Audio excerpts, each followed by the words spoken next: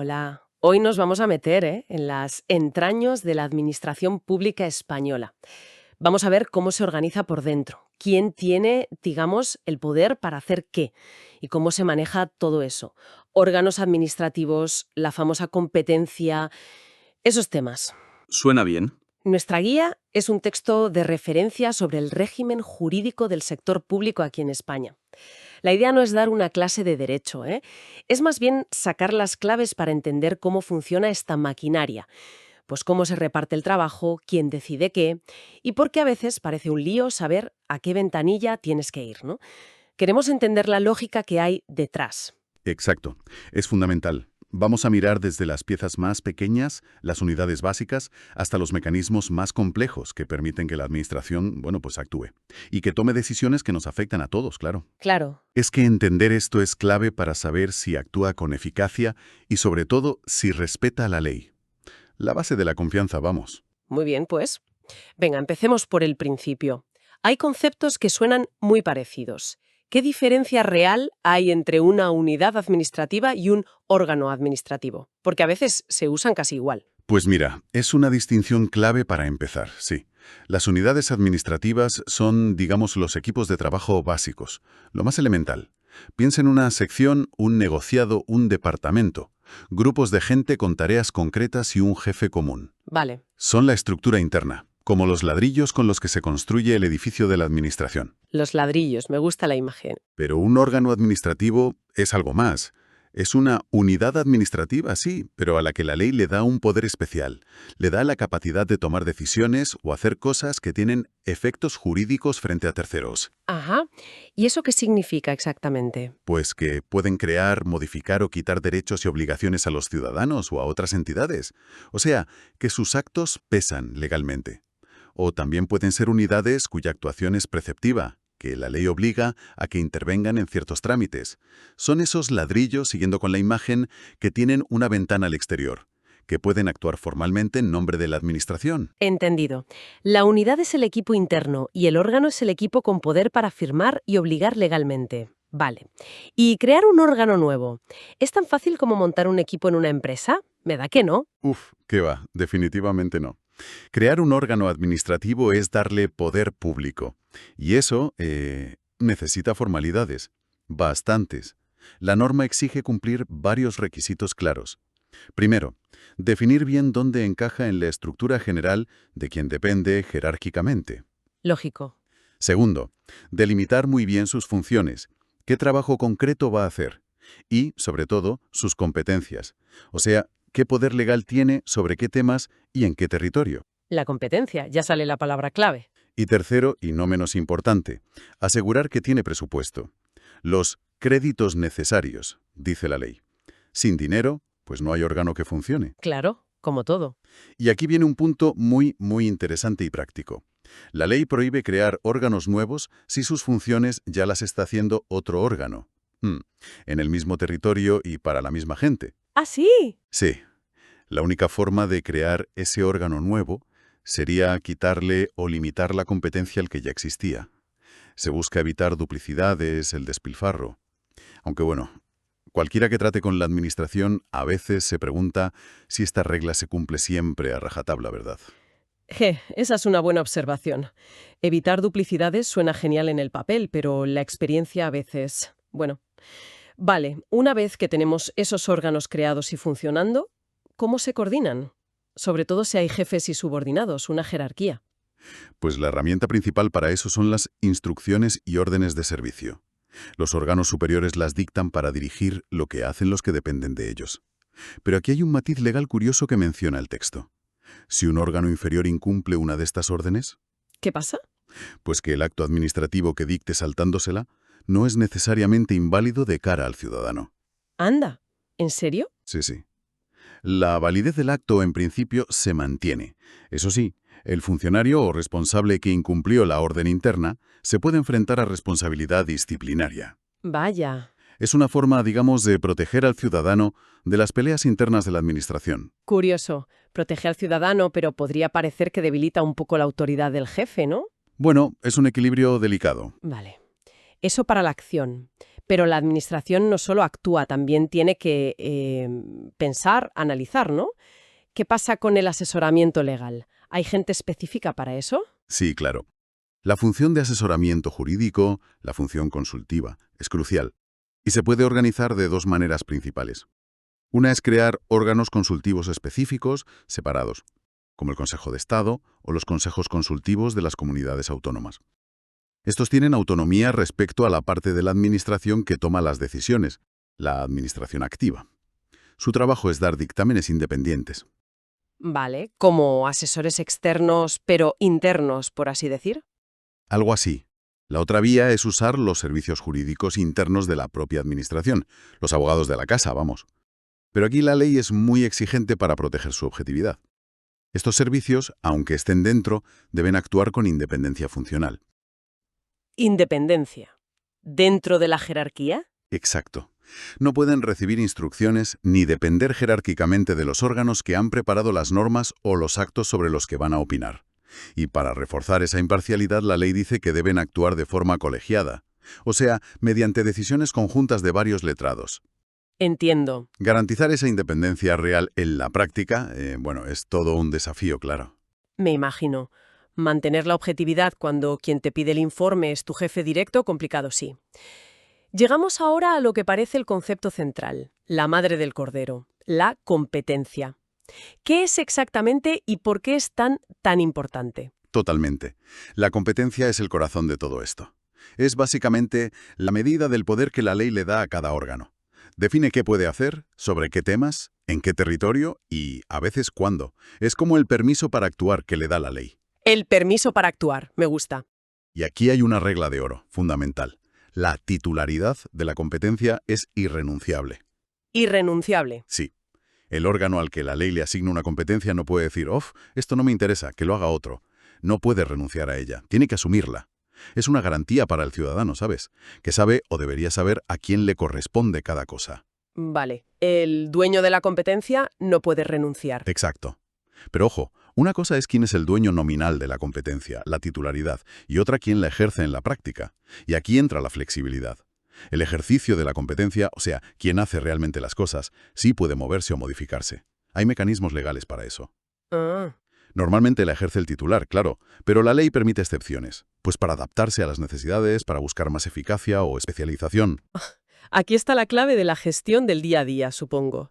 ¿Y cuáles son esos mecanismos que permiten jugar con el ejercicio de la competencia sin que el titular renuncie a ella? Pues el texto destaca 5 mecanismos principales, que cambian quién o cómo se ejerce una competencia, pero sin cambiar quién es el titular. Son la delegación de competencias, la avocación, las encomiendas de gestión, la delegación de firma y la suplencia. Uf, 5 nombres. Suenan técnicos. Lo son un poco, sí. Cada uno tiene sus reglas, sus límites, su porqué, y luego está la desconcentración, que es distinta, porque esta sí implica transferir la titularidad misma de la competencia y también su ejercicio a otros órganos que dependen jerárquicamente. O sea, la desconcentración sí mueve la propiedad de la competencia. Eso es. Es como mover permanentemente una función a un nivel inferior dentro de la misma organización. Los otros 5 mecanismos solo mueven el ejercicio, no la titularidad. Vale, 5 mecanismos más la desconcentración. Vamos a tener que desgranarlos uno por uno porque si no... Empecemos por la delegación de competencias. Esa quizá nos suena más. Sí, la delegación es muy común, la verdad. Permite que un órgano administrativo, el que llamamos delegante, que es el titular de la competencia, ¿El dueño? eso es el dueño, le pase el ejercicio de esa competencia a otro órgano, el delegado. Ese órgano delegante puede ser de la misma administración, incluso aunque no dependa jerárquicamente del delegante, aunque ahí hay más controles. O también puede ser una entidad pública vinculada, como un organismo autónomo o una empresa pública. ¿Y para qué se hace? Pues la idea es acercar la decisión al nivel más adecuado, o quizá descargar de trabajo a los órganos superiores, ¿no? Más agilidad, se supone. El texto detalla reglas específicas, sobre todo para la Administración General del Estado, la AGE, que como dijimos es la Administración General del Estado. Por ejemplo, a veces se necesitan aprobaciones previas de órganos superiores, dependiendo de si hay o no relación jerárquica entre quien delega y quien recibe. para controlar un poco, ¿no? Claro, para evitar que la delegación se use para saltarse controles o diluir responsabilidades. Y un detalle de procedimiento curioso. Si la competencia que se va a delegar es de un órgano colegiado, una comisión, un consejo, que necesita un quórum especial para decidir, Un número mínimo de asistentes, ¿no? eso, o una mayoría cualificada, pues bien, la propia decisión de delegar esa competencia también tiene que cumplir ese mismo quórum o mayoría. Anda, tiene su lógica.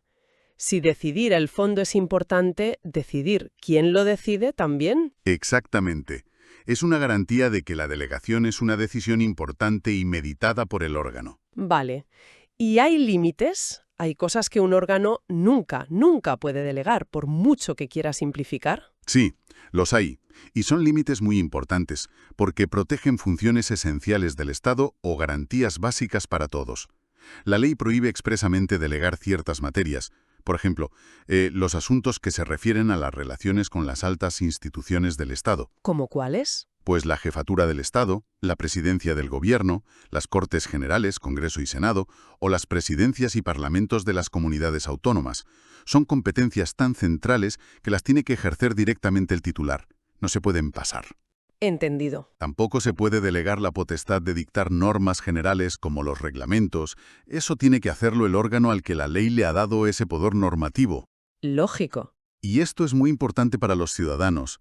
No se puede delegar la resolución de recursos administrativos, como un recurso de alzada o de reposición, en los mismos órganos que dictaron los actos que se están recurriendo. Claro, sería ser juez y parte. Exacto. Y, por último, ninguna materia se puede delegar si una ley específica lo prohíbe para ese caso concreto. Vale. Un núcleo duro indelegable. ¿Y si un órgano delega algo y luego, cambian las cosas o se arrepiente, puede echar marcha atrás? Sí, la delegación es revocable en cualquier momento. Ah, bien. La puede retirar el mismo órgano que la dio. No es una cesión para siempre. ¿Y cómo nos enteramos de eso? ¿Y de que existe una delegación? Pues tanto la delegación como su revocación tienen que publicarse obligatoriamente en el boletín oficial que corresponda, el BOE, el boletín autonómico, el provincial. La transparencia es clave aquí, ¿no? Fundamental, para que todo el mundo sepa quién está ejerciendo qué competencia. Y cuando un órgano actúa por delegación, tiene que decirlo claramente en sus resoluciones. Se dicta por delegación de... Y ojo, porque a efectos legales, esa resolución se considera dictada por el órgano que originalmente delegó, el delegante. No por el que la firma físicamente. Exacto, no por el delegado. Esto es importante si luego quieres recurrir, por ejemplo. Sabes contra quién vas. Ya veo. Y otra regla importante. Lo que ya está delegado no se puede volver a delegar. O sea, no se puede subdelegar. Salvo que una ley lo permita expresamente, que es raro. Para evitar una cadena infinita de pases, supongo. Eso es. Que se diluya la responsabilidad al final. Hay un matiz de procedimiento que el texto resalta, que puede parecer muy técnico, pero tiene su miga. Imagina un procedimiento donde es obligatorio pedir un informe a otro organismo antes de decidir. ¿Vale? Pues bien, la competencia para decidir el asunto se puede delegar antes de que llegue ese informe preceptivo. Ah, sí. Sí, pero una vez que el informe ya se ha emitido y está en el expediente, ya no se puede delegar la decisión final sobre ese caso concreto. Curioso. ¿Y por qué? Pues quizá la idea es que una vez que el expediente está maduro, con todos sus elementos importantes, debe resolverlo el órgano que tiene toda la información y la responsabilidad completa. No pasarlo en el último minuto. Interesante ese corte temporal. Vale. Si la delegación es pasar el ejercicio hacia abajo o hacia el lado, ¿qué es la avocación? ¿Me sonó antes a lo contrario? Exactamente. La vocación es el movimiento inverso. Es la potestad que tiene un órgano superior para atraer hacia sí y resolver un asunto concreto. ¿Un asunto que normalmente haría quién? Pues un asunto que, en principio, le correspondería a un órgano inferior que depende de él jerárquicamente. O también puede el órgano que delegó una competencia avocar un asunto que estaba tramitando el delegado. O sea, el jefe dice, esto lo resuelvo yo. Básicamente sí. Pero cuidado, no se puede hacer por capricho. La ley exige que haya circunstancias justificadas que lo hagan conveniente. ¿Qué tipo de circunstancias? Pues de índole técnica, económica, social, jurídica o territorial. No es para quitarle trabajo al subordinado porque sí. Es porque ese caso concreto requiere una visión desde arriba. Piensa, no sé, en un caso con mucho impacto mediático o que pueda sentar un precedente muy importante. Vale. Tiene que estar justificado. Sí. Y la vocación se tiene que acordar de forma motivada, explicando esas razones. Y ese acuerdo hay que notificarlo a los interesados en el procedimiento, antes de dictar la resolución final, o junto con ella. ¿Y se puede protestar contra esa decisión de avocar? Aquí viene otra peculiaridad procesal. Contra el acuerdo de avocación en sí mismo no cabe recurso directo. No. No. Si alguien no está de acuerdo con que el superior haya asumido el caso, tendrá que esperar a la resolución final del asunto. Y al recurrir esa resolución final, entonces sí podrá alegar que la avocación fue ilegal. Qué curioso que no se pueda parar en el momento. Bueno, pasemos a las encomiendas de gestión. El nombre ya sugiere algo distinto, ¿no? No es delegar la decisión, parece. Así es. Las encomiendas de gestión son para encargar a otro órgano o entidad la realización de tareas puramente materiales o técnicas. Materiales o técnicas. ¿Cómo qué? Pues mira, la gestión informática de unas ayudas, hacer análisis de laboratorio, la organización material de unas oposiciones. Cosas de hacer, no de decidir jurídicamente. No se transfiere la capacidad de decisión, solo la ejecución de tareas concretas. ¿Y a quién se le puede encomendar? Pues a otro órgano de la misma administración o incluso de otra administración distinta. Por ejemplo, el Estado encarga algo a una comunidad autónoma, o al revés, siempre que ese otro órgano tenga la capacidad técnica para hacer esa tarea, claro. ¿Y por qué se usan? ¿Por comodidad? Normalmente por razones de eficacia, porque el otro lo hace mejor, más rápido o más barato, o porque el órgano que tiene la competencia no tiene los medios técnicos o de personal para hacerlo él mismo. Vale. El texto insiste mucho, y es importante, en que la encomienda no es una forma de saltarse la ley de contratos públicos, ¿eh? Ah, claro. No se pueden encargar por esta vía cosas que deberían salir a concurso público. Entendido. Y lo fundamental, el órgano que encomienda, el encomendante, sigue siendo el titular de la competencia y el responsable de dictar las resoluciones jurídicas. El encomendado es un mero ejecutor material. Además, si el encomendado maneja datos personales, actúa como encargado del tratamiento, con todas las responsabilidades que eso implica en protección de datos. Importante detalle. ¿Y cómo se formaliza? Pues si son dentro de la misma administración, basta un acuerdo que debe publicarse para que se sepa. Si son entre administraciones distintas, hace falta firmar un convenio entre ellas, que también tiene que publicarse en el boletín oficial. La publicidad siempre presente. Es que es garantía de transparencia. Vale. La encomienda es para hacer, no para decidir. Queda claro. ¿Y la delegación de firma? Eso sí que suena limitado. Lo es. Es el mecanismo más simple de todos, yo creo. Aquí, el titular de un órgano simplemente autoriza a otro titular, de un órgano o unidad que depende de él. ¿A un subordinado? Sí, a un subordinado, a firmar físicamente o electrónicamente, claro, las resoluciones o actos que él mismo, el jefe, ha dictado. Ojo, el que firma no decide nada de nada, solo estampa la firma en nombre del jefe. ¿Y eso para qué sirve? Pues puede ser útil para agilizar el despacho diario de asuntos. Si el jefe tiene mucho volumen, puede delegar la firma de cosas ya decididas. La clave es que la delegación de firma no cambia en absoluto quién es el órgano competente. La decisión la sigue tomando el titular. Y por eso imagino. Por eso este mecanismo no necesita publicarse en boletines oficiales para ser válido. Ajá. Ahora bien, es obligatorio que en el propio documento firmado conste claramente que se firma por delegación. Y tiene que decir quién es la autoridad que realmente dicta el acto y quién está firmando materialmente. En plan, firmado por delegación del director general, el subdirector adjunto. Exactamente así. Para que quede claro quién es quién. Clarísimo, solo la firma, nada más. Nos queda el último mecanismo, la suplencia. ¿Cuándo entra en juego esta? La suplencia está pensada para cubrir ausencias temporales del titular de un órgano. Ausencias como. Pues los casos típicos son cuando el puesto está vacante, vacío, hasta que nombren a alguien nuevo, o cuando el titular está de baja por enfermedad, de permiso o ausente por cualquier motivo. Y también aplica en los casos en que el titular tiene que abstenerse de intervenir en un asunto concreto porque tiene un interés personal, por ejemplo, o ha sido recusado por alguna de las partes. Vale, cuando el titular no está o no puede actuar. Eso es. Durante ese tiempo, otra persona, el suplente, asume temporalmente las funciones del titular. ¿Y quién es el suplente? ¿Lo elige el que se va? No. Normalmente lo designa la propia administración en sus normas de organización, o lo nombra el órgano que tiene poder para nombrar el titular ausente. Y si no hay ninguna designación específica, la ley da una regla por defecto.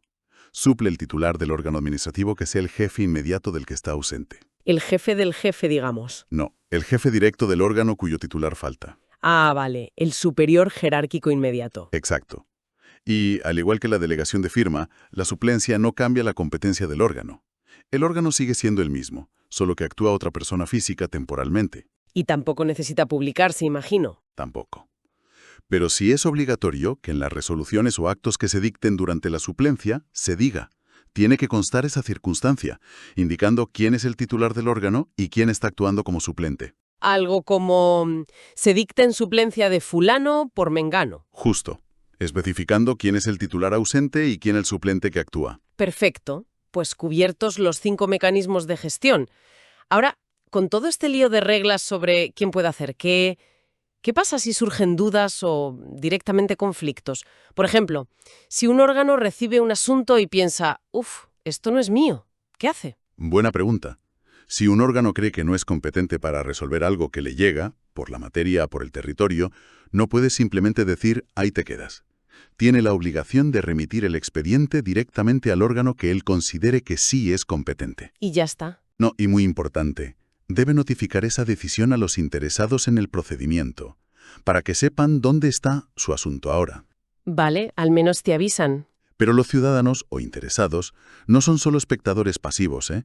También pueden moverse si creen que un órgano se está equivocando con la competencia. ¿Ah, sí?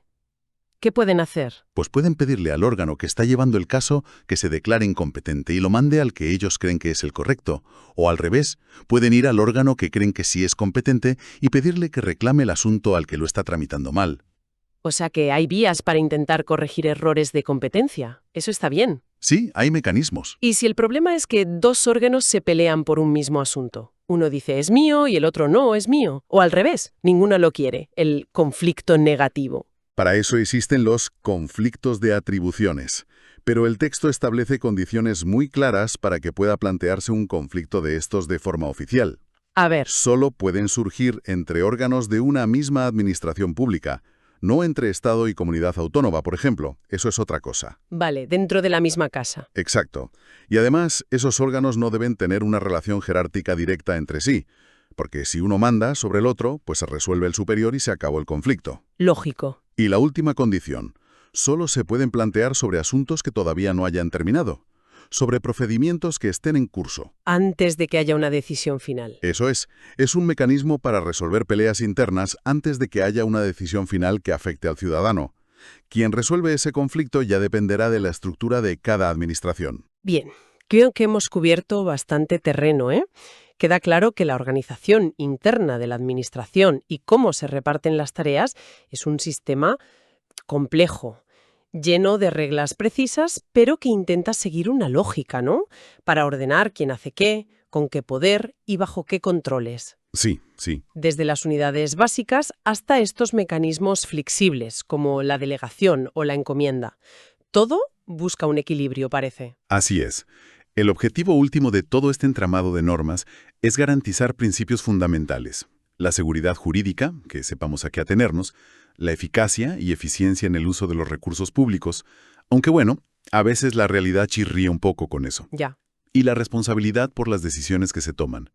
Conocer estas reglas, aunque sea a grandes rasgos, nos da herramientas para entender mejor cómo funciona el poder público y cómo interactuar con él. Entonces, aterrizando todo esto, ¿qué implicaciones prácticas tiene para la gente de la calle? Para la persona que tiene que hacer un trámite, pedir una licencia, recurrir una multa. ¿Por qué debería importarle saber quién tiene la competencia? Pues importa, y mucho, ¿sabes? Saber quién es el órgano competente te dice, primero, a quién tienes que dirigir tu solicitud o tu escrito. Si te equivocas, Pierdes tiempo. pierdes tiempo o incluso puedes perder plazos importantes. Entender si un órgano actúa por delegación o en suplencia te ayuda a saber quién es el responsable último de la decisión. Comprender los límites de la delegación o de la encomienda te permite valorar si lo que está haciendo la administración es correcto o si se están saltando alguna norma. Claro. No se trata de que todos seamos expertos juristas ni mucho menos, pero sí de tener una idea general de cómo funciona para poder defender mejor los propios derechos e intereses. Tiene todo el sentido. Y si me permites una reflexión final, para dejarla ahí. Adelante. Hemos visto un sistema muy detallado, ¿no? Con reglas para asignar competencias, con mecanismos para hacerlas más flexibles, delegación, encomienda, pero también con controles, publicidad, requisitos, la vocación, los recursos. La pregunta es, En la práctica diaria, en el día a día, ¿este sistema logra de verdad el equilibrio adecuado? ¿El equilibrio entre la agilidad que necesita la administración para responder rápido? ¿Que a veces le falta? Hmm. ¿Y la rigurosidad legal que garantiza nuestros derechos y que permite exigir responsabilidades? ¿O tiende la balanza a inclinarse más hacia un lado? Quizá hacia una burocracia excesiva que lo ralentiza todo, o por el contrario hacia un uso de estos mecanismos de flexibilidad, delegación, encomienda, con una discrecionalidad que a veces parece poco controlada. Es una buena pregunta. ¿Dónde se inclina la balanza en la experiencia real? Es algo sobre lo que merece la pena reflexionar cuando vemos cómo actúa la administración con nosotros. Sin duda, una pregunta muy pertinente. Conecta todas estas reglas, a veces un poco áridas, con la experiencia que tenemos todos. Ahí queda esa reflexión. Muchas gracias por este análisis tan detallado. Un placer. Hasta la próxima.